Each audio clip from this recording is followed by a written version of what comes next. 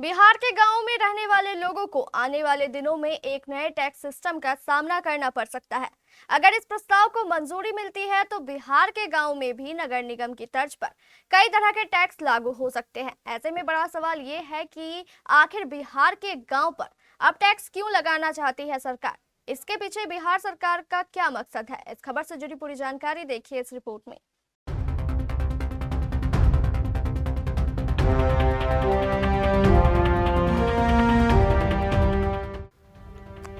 बिहार के गांवों में रहने वाले लोगों को जल्द नए तरह के टैक्स का सामना करना पड़ सकता है। पंचायती राज विभाग ने ऐसा प्रस्ताव तैयार किया है जिसके तहत ग्राम पंचायतें अपने क्षेत्र में रहने वाले लोगों से विभिन्न सेवाओं के बदले टैक्स वसूलेगी। प्रस्ताव को राज्य सरकार की मंजूरी के लिए भेजा गया है। कैबिनेट से हरी झंडी मिलने के बाद यह व्यवस्था पूरे बिहार में लागू हो सकती है।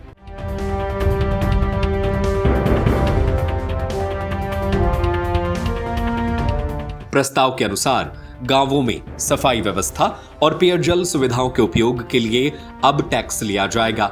इसके अलावा नगर निकायों की ही तर्ज पर पंचायत क्षेत्रों में भी होल्डिंग टैक्स लागू करने की तैयारी है। ग्राम पंचायतें घरों, दुकानों और अन्य भवनों से निर्धारित कर वसूल सकेंगी।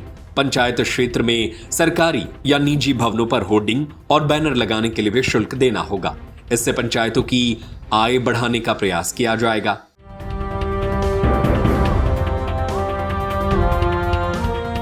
इस प्रस्ताव का मुख्य उद्देश्य पंचायतों को आर्थिक रूप से मजबूत और आत्मनिर्भर बनाना है। 16वें केंद्रीय वित्त आयोग ने भी पंचायतों को अपनी आय बढ़ाने की दिशा में कदम उठाने की सिफारिश की गई है। आयोग की अनुशंसा के अनुसार पंचायतों को स्थानीय स्तर पर संसाधन जुटाने के लिए प्रोत्साहित किया जा रहा है।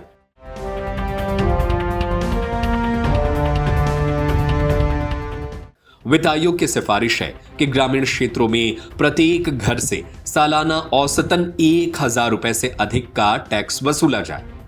इससे पंचायतों की आय बढ़ेगी और विकास कार्यों के लिए अतिरिक्त संसाधन उपलब्ध होंगे। आने वाले वर्षों में वित्त आयोग से मिलने वाली अनुदान राशि में भी कटौती की संभावना जताई जा रही है। ऐसे में पंचायतों को अपनी आय के नए स्रोत विकसित करने होंगे और जो सिफारिश की गई है उसके मुताबिक बिहार के गांवों में रहने वाले हर घर से सालाना कम से कम 1000 रुपए टैक्स के रूप में सरकार वसूलने की तैयारी कर सकती है।